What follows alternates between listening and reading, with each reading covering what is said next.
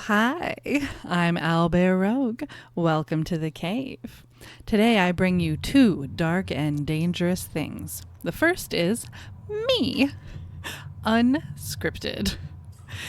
When your gal Owlbear Rogue isn't running around stealing the queen's jewels and lurking in caves, she's in grad school. And if you are living the teacher life or the student life, you are probably very aware it's the end of the semester.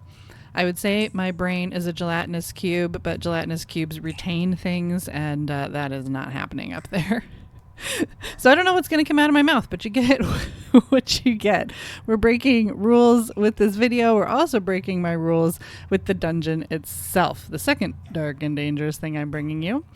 The long-promised, highly questionable, are you sure anybody even actually wants this? Dungeon of Grolantor. A dungeon designed to honor the brutish god of the hill giants and find a champion to unleash his power into the world. This is not a friendly frolic. This is a mean dungeon. It is a dungeon that takes your lunch money. It disrespects your grandma. As I said, I break some of my own most sacred DM rules with this bad boy, this rebel. I'm going to walk you through the adventure.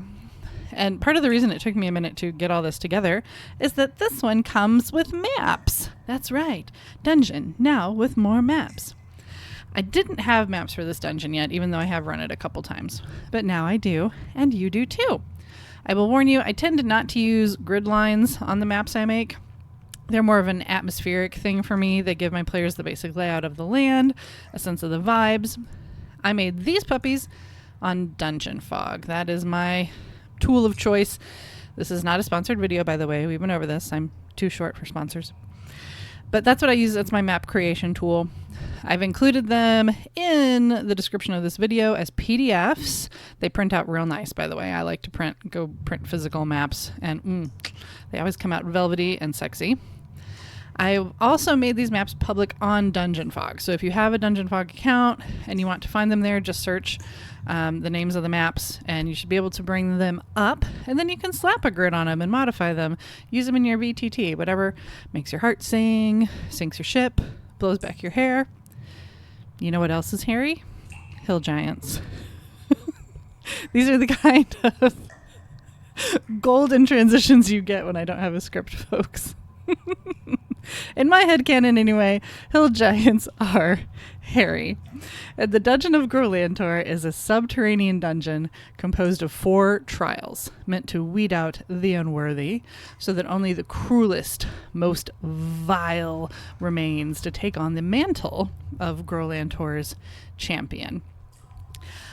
You all are used to me giving you adventures and dungeons that you can use, usually with level 3 folks, which is where I like to place a lot of my stuff difficulty-wise, and that you can use at a convention or as a one-shot or in your home game or for people who are brand new. This is not that dungeon. This is a high-level dungeon, probably around level 8, and this is made for your group you've played with a long time, that you know really well, and that you have impeccable trust and communication with. And all that will probably become obvious as we go through.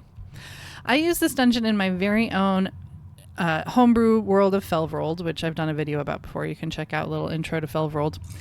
It's a very giant, heavy world, Nordic inspired. And in that world, Grolantor has been banished from the land, his worship forbidden. He's locked away by Thorod, the king, kind of all-father-like god of our world. But the ordning is in shambles now, and a new, particularly unpleasant queen of the hill giants has found herself called to an ancient site.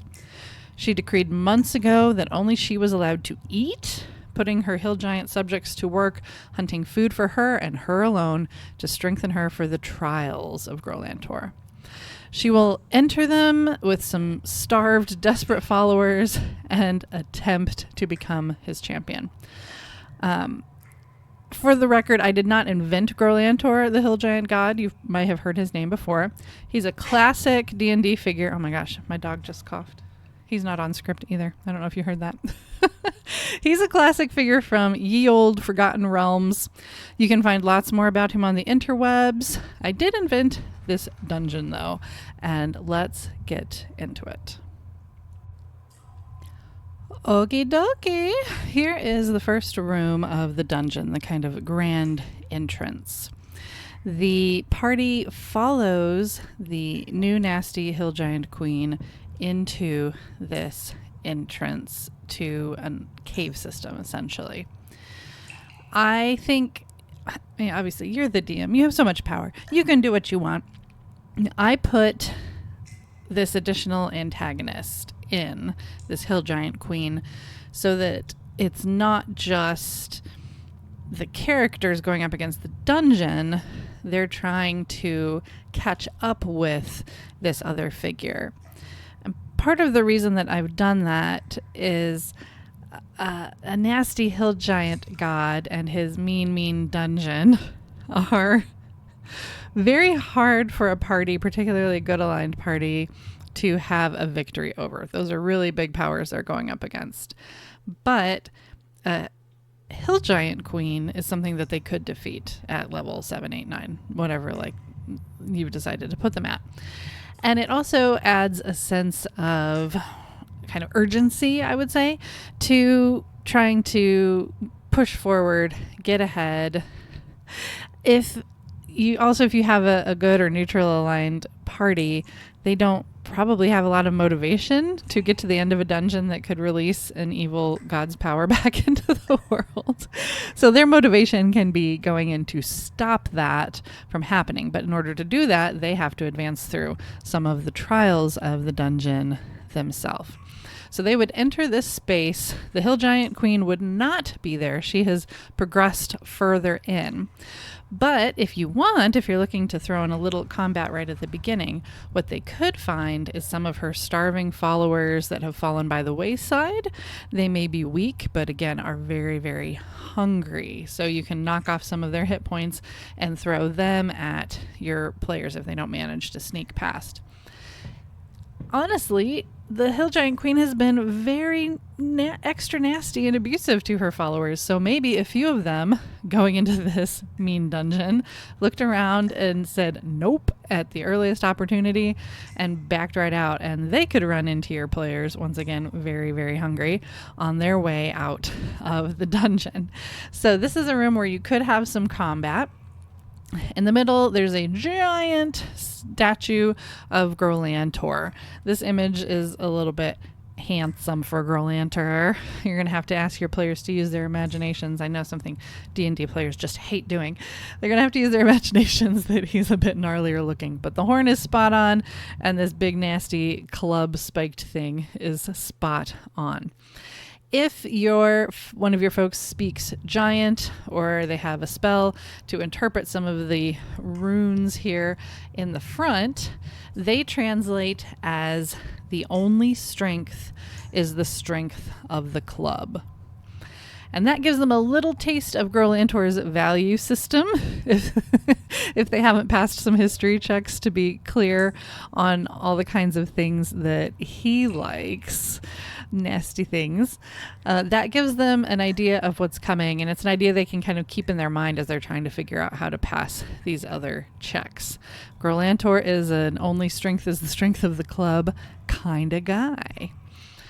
So yeah, they can just poke around here, and move forward unless you've got a combat with some weakened hill giants to get them warmed up. It's totally up to you if you want to run people through this all in one and make short and long resting really dangerous and truly make this a very, very deadly dungeon. You can absolutely do that. So this is a place, if you're looking to add in some combat, knock hit points down, that you could do that in this room. All right, with this map, your players enter the first trial. This is called the Trial of Vanity. You don't have to announce to them that it's the Trial of Vanity if you're hoping for them to kind of infer more for themselves and figure things out themselves. But you need to know that's what this trial is. Your party enters somewhere up here over on this side, and the scale of this is massive. If you see there's skulls and bones down in here, those are giant skulls and bones. This is meant to be a very, very, very big space. They enter someplace up here, and they're met with a deep cavern filled with spikes and bones way down at the bottom. And a very long distance across here, we have a kind of a plinth, a little ritual space. They enter, and when they approach this drop-off, a figure materializes on the pedestal. You can make it whatever you want. It could be a hill giant. It could be any number of things. I make it the figure of what would be a dwarven slave. So a dwarf that was perhaps a servant at some point of Grolantor or of the hill giants, looking a bit worse for the wear and not really there, kind of almost like an image, a hologram, a recording. They're going to appear on this pedestal. So describe the space to them, show them the map, the dwarf appears. And he is going to basically butter the player's biscuit. He's going to tell them, "Oh, my great lords and ladies and ladies, you are so grand that you can just walk across this chasm. There's nothing that you cannot do." He's basically going to tell them to just take a step and walk across this open space, which is fun because to a mind that's accustomed to playing D&D, that's the kind of invitation that sounds like a very bad idea. That sounds like a trick. But the trick to this trick is that there is no trick. This is the trial of vanity. They have to just believe that they can walk across this thing on their own because they are so unquestionably wonderful. And this is the first time I'm breaking one of my own rules. I always have a rule that if you're going to present with a puzzle, you have to have more than one way that it can be solved. And I don't for this one. There is one way to solve it. They have to be vain enough to walk across. The caveat to that is it possible for one of your players to come up with a solution to this that displays their vanity in a different way that you find acceptable? Absolutely. I'm just not clever enough to think of what that solution might be, but your players might come up with something in the moment that you're like, "Oh, yep, you know what? Yep." You get a cookie. That could happen. So, man, I want a cookie. I love snacks, you guys. They're going to come in, they're going to get this message from this dwarf. It's going to seem like a trick.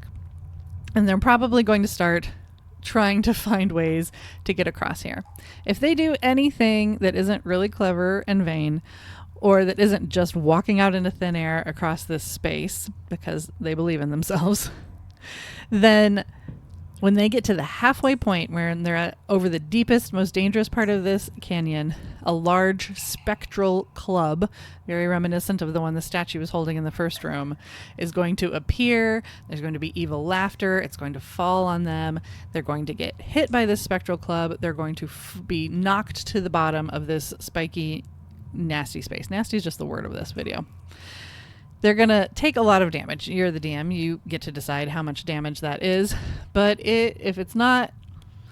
I wouldn't personally put it at insta-death. It should either take them to unconscious or pretty darn close to unconscious, I would say. That's the call I make. But again, you're the DM with so much power. Look at you. If they are really struggling here, have the dwarf appear and say it all over again. You can always reinforce what you've already told them, the information you've already given them. In my games, I also like to give my players the choice. Do you want to brain this puzzle with your own brain, or do you want to brain it with your character's brain?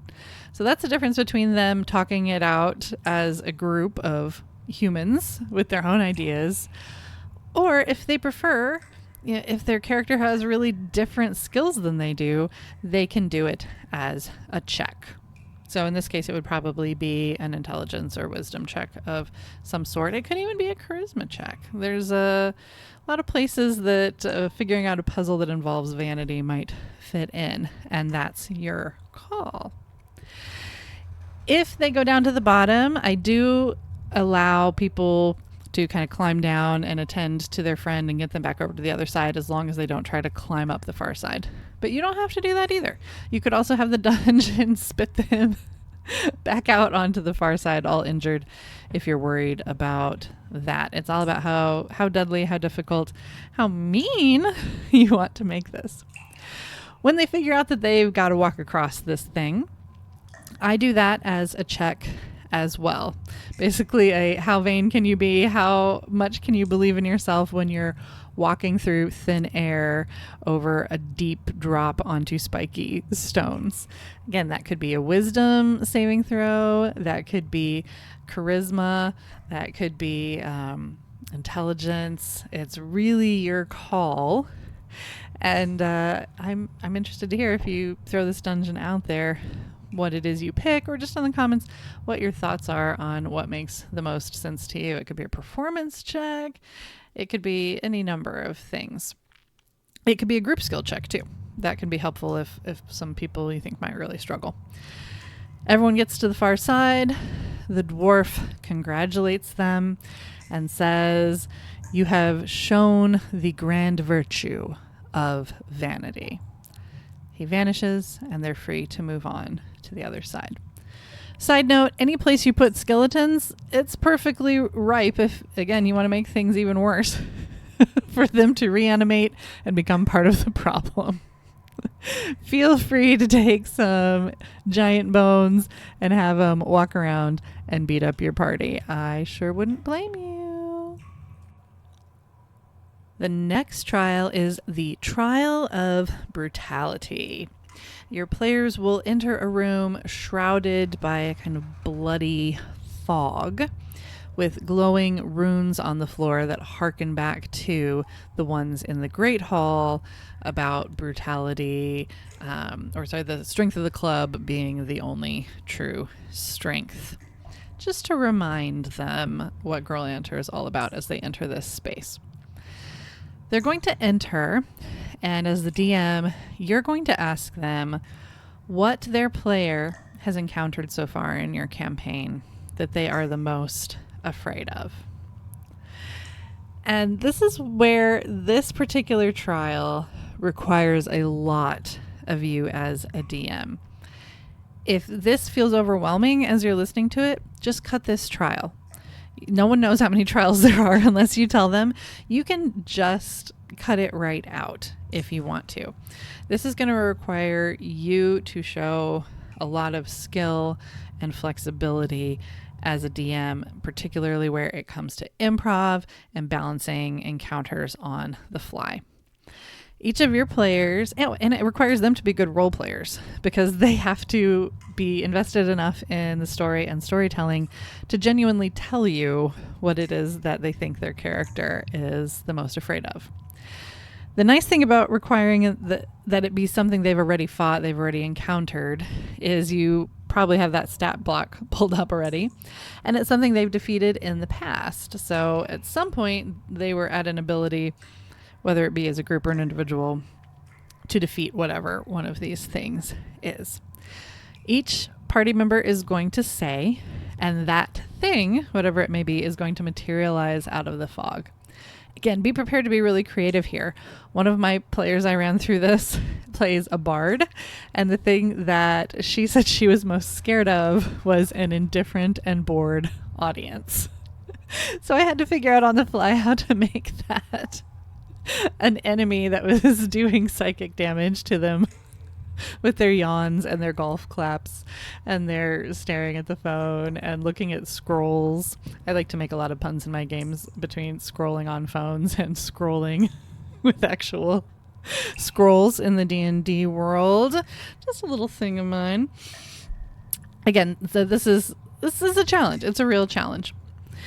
They're going to now have to, in the Trial of Brutality, fight these things that they are scared of.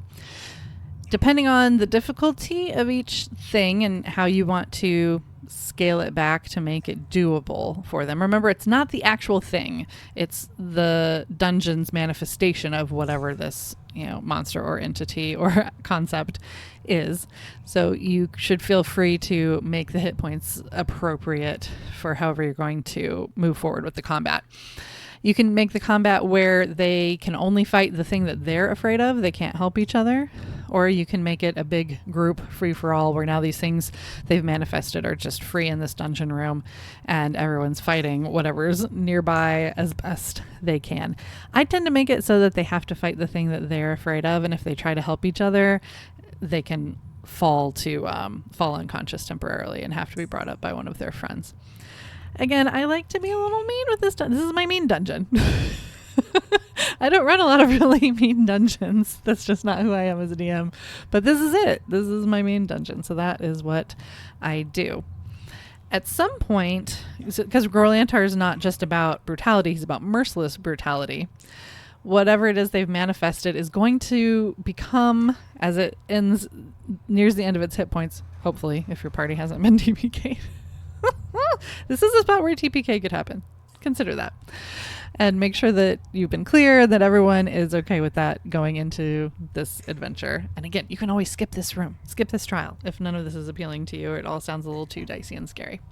But at some point, as they're starting to get the one-up on these things that they're scared of, I make them suddenly pitiful in some way. They beg for mercy, or they see a young one at its side, or they see a thorn in its foot that was making it angry. Whatever it may be, do something that makes it sympathetic or pitiful for just a moment.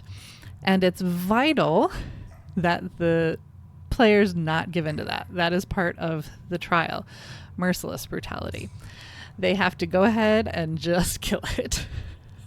Whatever it is. And that's part of what, playing in a dungeon geared towards a chaotic evil, a bad aligned god is about. And when I spoke earlier about having good communication and good trust and good knowledge of your players that you run this dungeon for, this is part of what I'm talking about. Not everyone is going to feel comfortable doing that.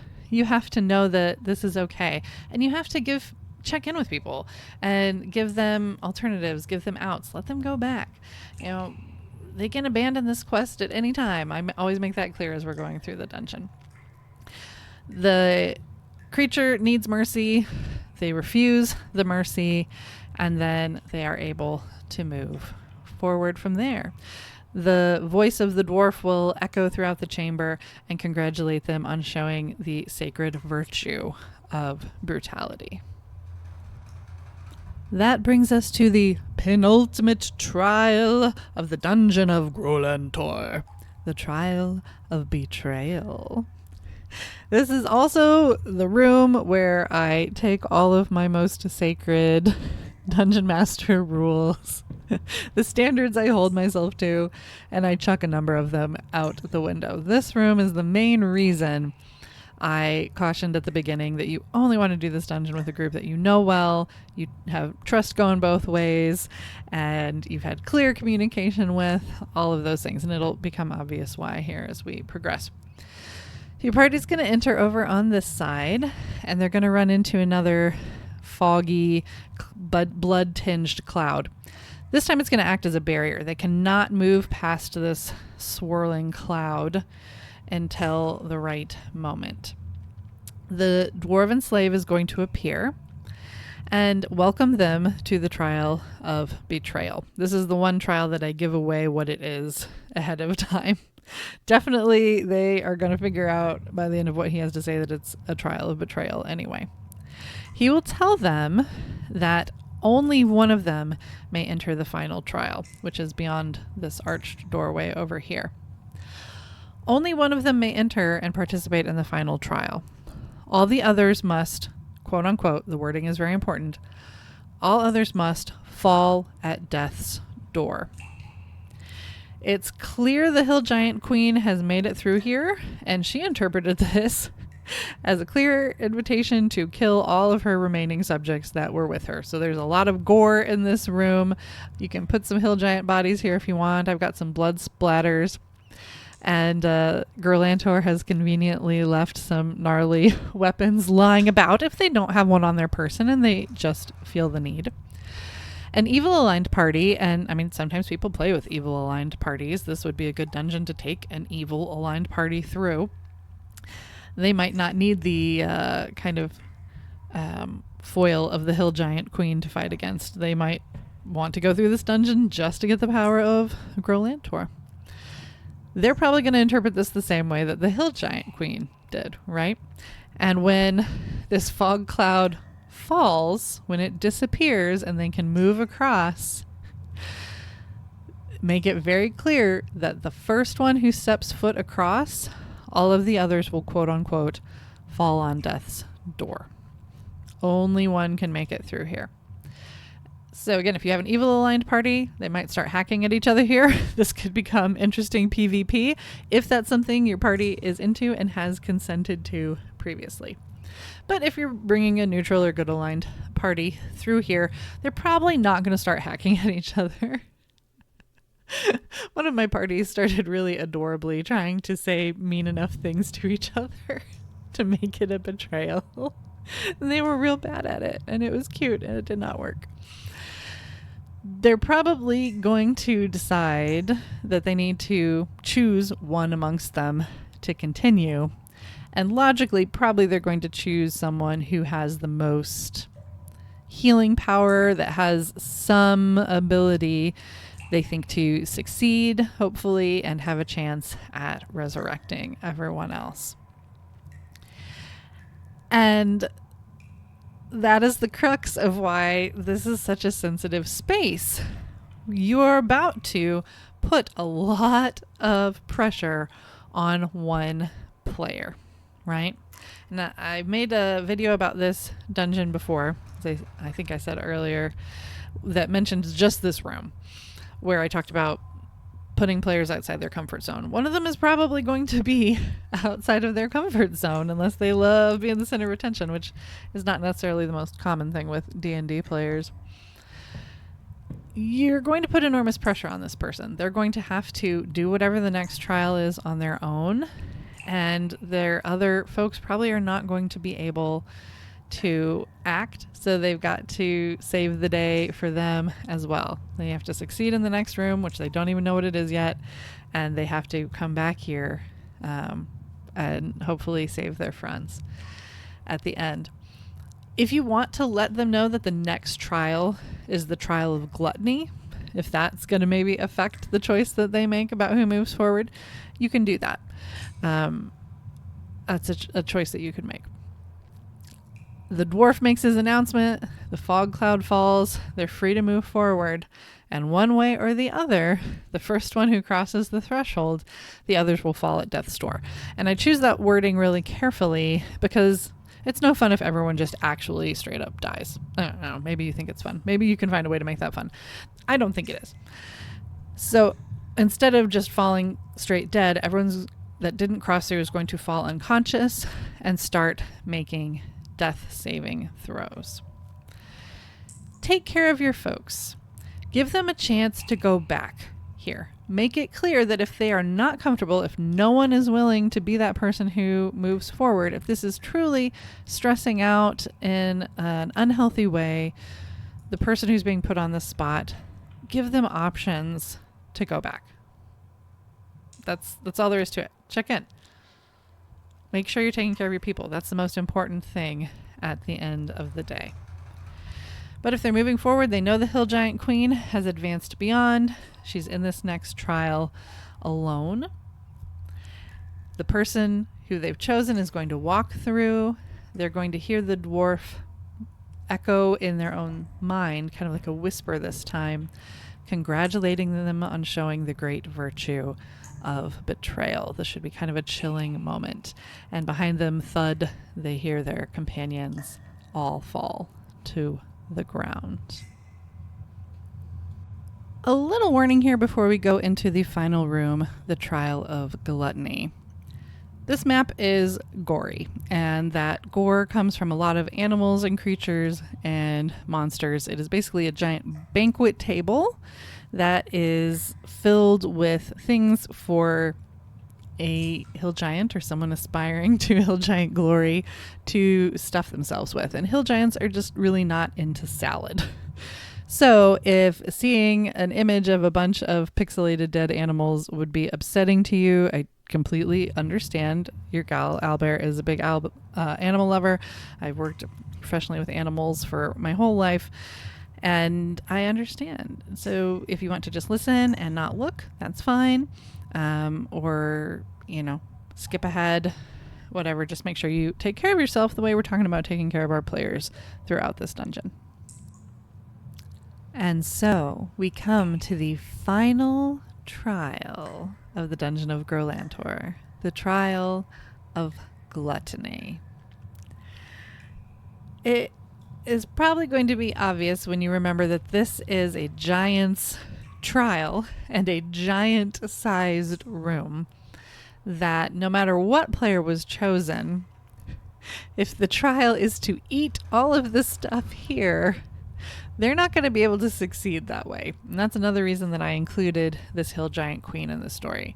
She's going to be sitting here on this gnarly chair at the head of this table, covered in giant animal carcasses, eggs, all sorts of strange but apparently delectable monsters and bits and pieces.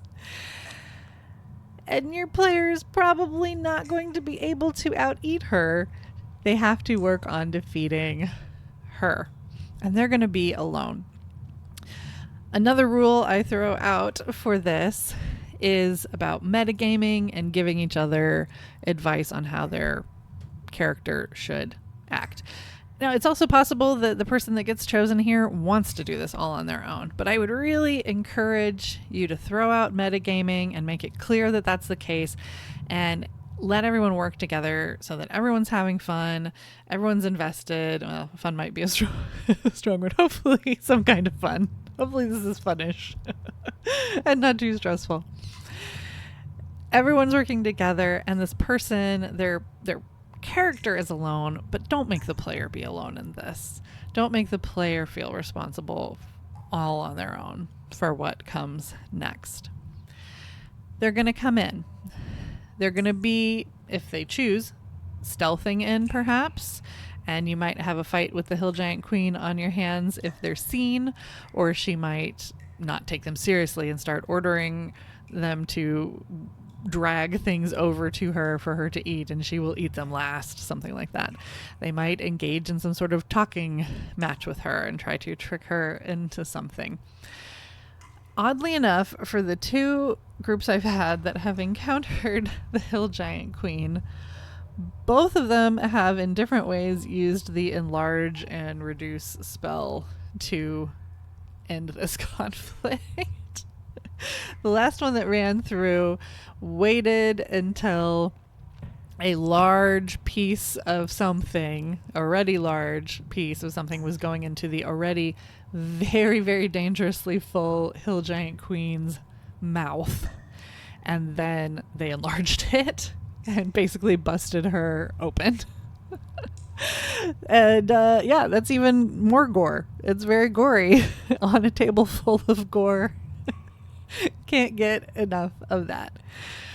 This should be an area where you do have multiple ways that your player can succeed. I would put in the time before you throw this dungeon at them to think about who your party's most likely to pick to move forward and what some of their skills are, and base the solutions for how to move through this space on those. So you have some ideas to work with before they get into this room, and you can make sure there's a chance there for them to succeed. You never want to throw stuff at people when they don't have any chance at success. That's no fun for anyone. They're going to come in here. They're going to encounter the hill giant queen. She's going to be absolutely about to pop already. If you played Baldur's Gate 3, you know the character in Act 2 behind the bar, Ketheric Thorm's son, I believe? Some relation. Thizzibold Thorm, who's so big that he busts open if you do it right. It can be that kind of scenario. That's kind of what I have in my head. And you're going to give them this scenario and see if they get stomped on or not by this queen, if they can find some way to keep her from fulfilling the task and releasing Grolantor's power back into the world. How can this come out? A lot of different things can happen.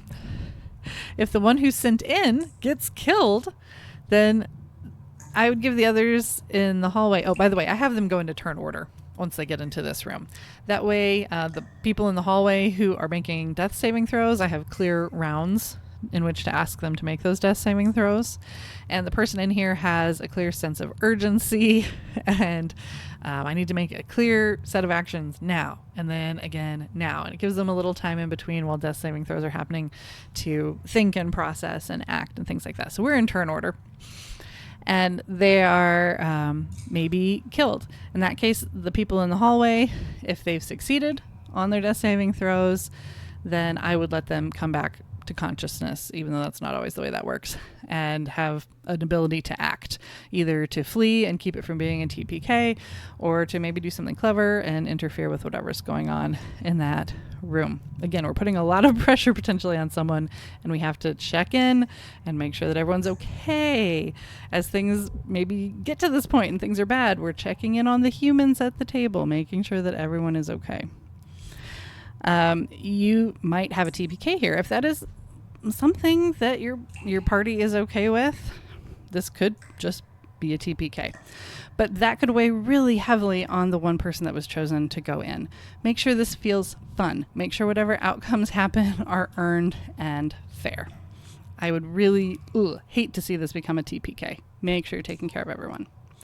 If the person you sent in succeeds in defeating the Hill Giant Queen, or some other clever way that you think passes the vibe check for this, I would let them meet Grolantor and make checks to try to earn his favor, or maybe make a decision about whether they want to accept his influence.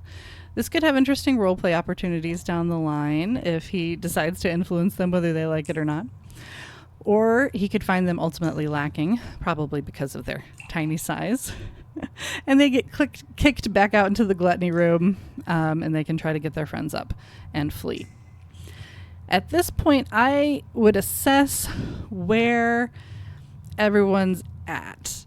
Mentally, the players, and physically, the characters.